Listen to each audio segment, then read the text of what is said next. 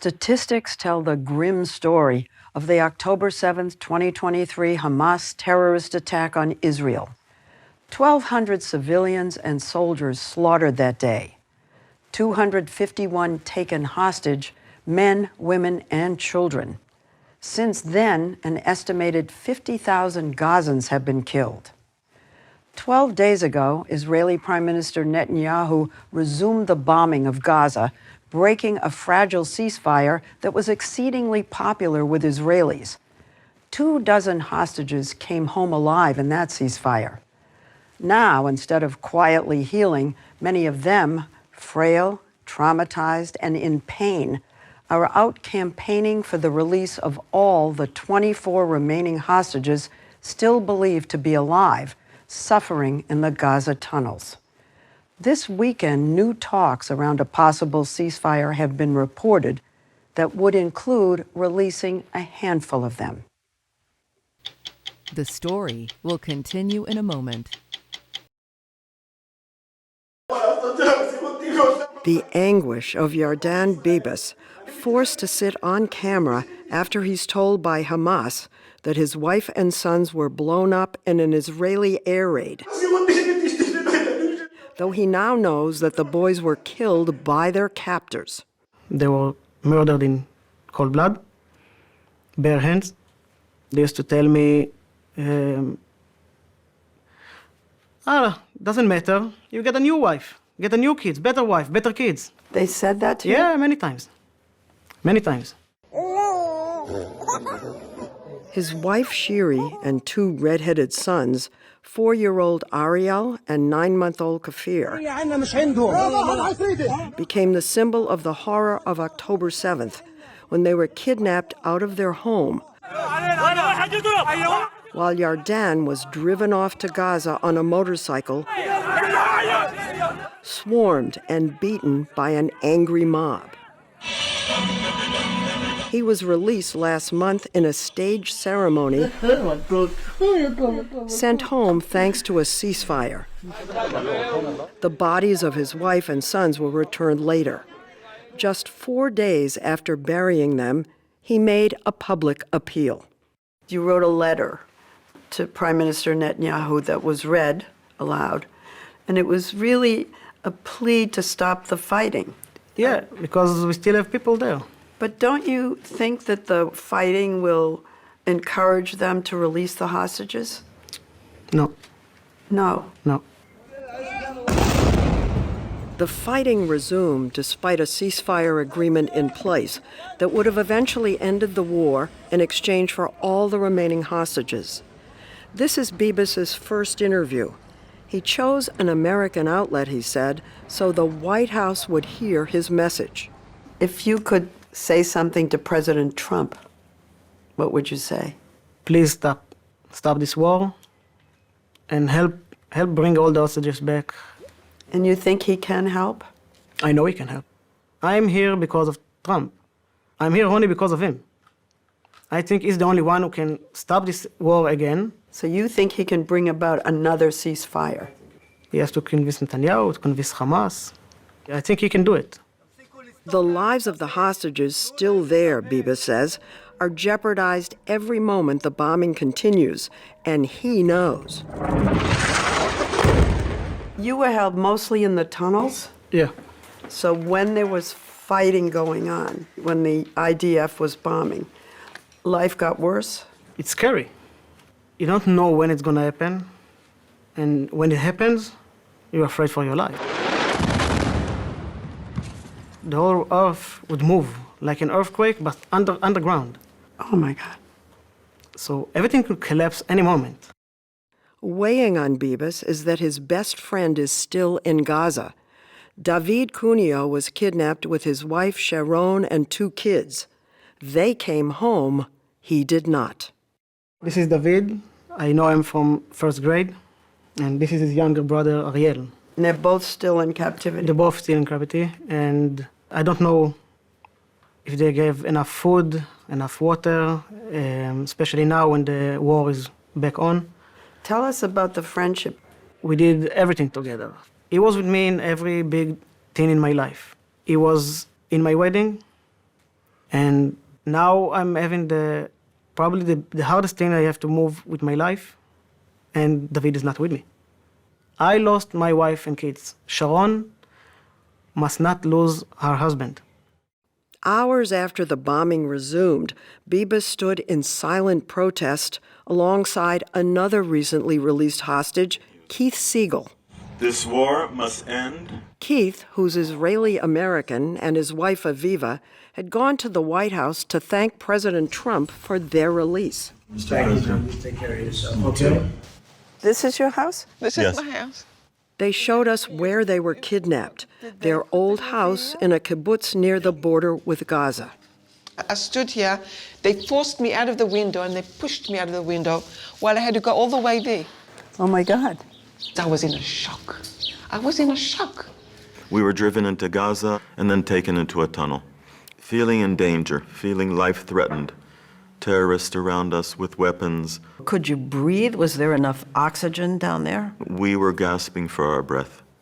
Aviva was with her husband for 51 days until she was released during a brief ceasefire in 2023. They were held with several women and children and said there was constant abuse. I witnessed a young woman who was being tortured by the terrorists. I mean, literal, torture, not just in a figurative sense. They made you watch it? Yeah. I saw sexual assault with female hostages. Keith says things got worse for him after Aviva was released and that early ceasefire collapsed. The terrorists became very mean and very cruel and violent. More so. Much more so.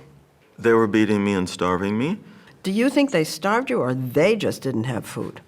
No, I think they starved me, and they would often eat in front of me and not offer me food. Did they let you take showers? Once a month, it was like a half a bucket of water with a cup to pour over our body, cold water. I had heard that they shaved the men's heads and private parts. Yes, this is true. Do you know why?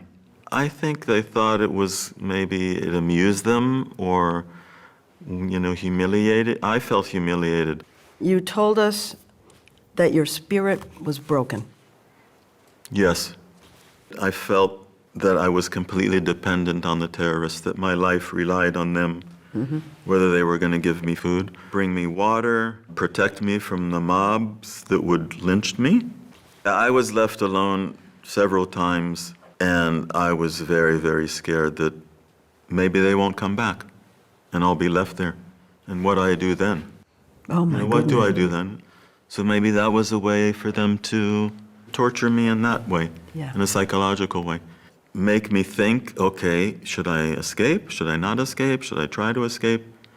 But I'm pretty sure they knew I wouldn't dare to do that because I needed them. They murdered and they kidnapped and they also burned. Back at their destroyed kibbutz, Aviva spoke of two neighbors still languishing in Gaza. There needs to be a deal that will bring them back and finish with this whole thing.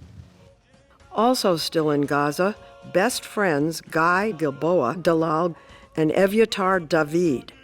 Hamas kidnapped them from the Nova Music Festival, taking them deep into enemy territory. Recently released 40-year-old Tal Shoham spent 471 days with them in captivity. After I met Guy and Evyatar, He met their parents to tell them about their sons. There are families in situations like this now, all over Israel, where released hostages are telling families the conditions of their children. It's important for us to know exactly what's going on with our children. You're prepared, Yeah, you think? no, maybe.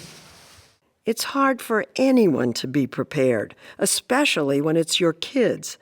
And Tal didn't hold back, telling Guy's parents, one moment is like partying in the Nova, the second moment is in the worst place in the world. And it took him, I think, 5 or 6 days just to stop crying, to start to realize that this is the reality now.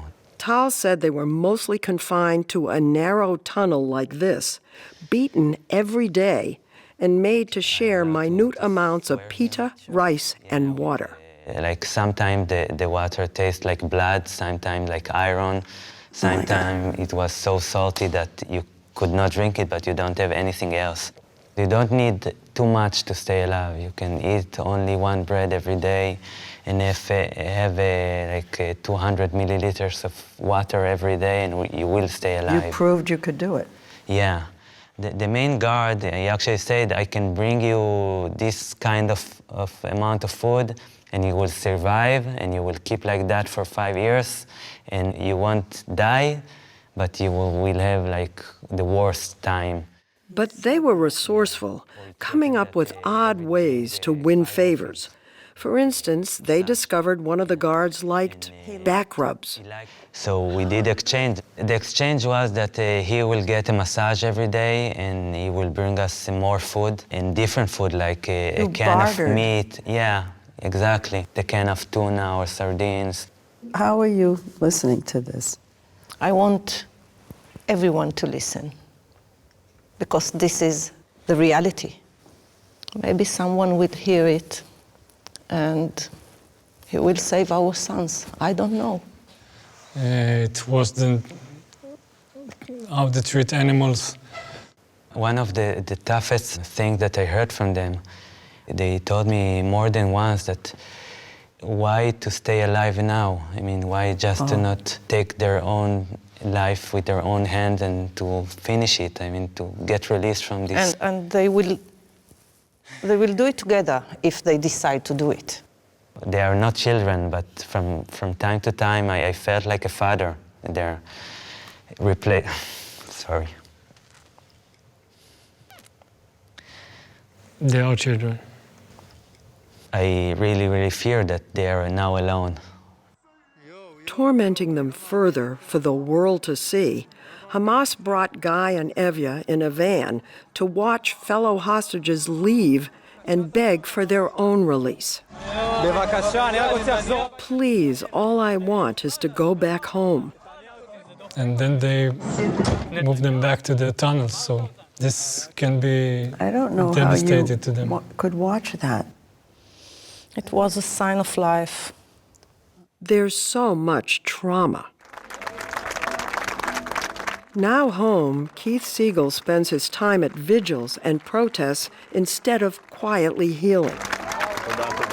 So in a way, you're still there. Mm-hmm. Your mind is still there. It is.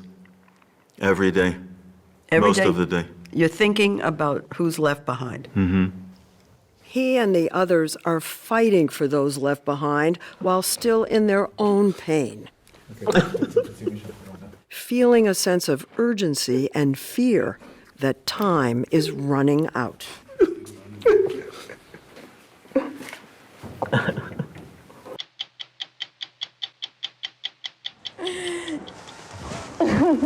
A reunion with an Israeli soldier held hostage. So much fear, but we were together. At 60minutesovertime.com,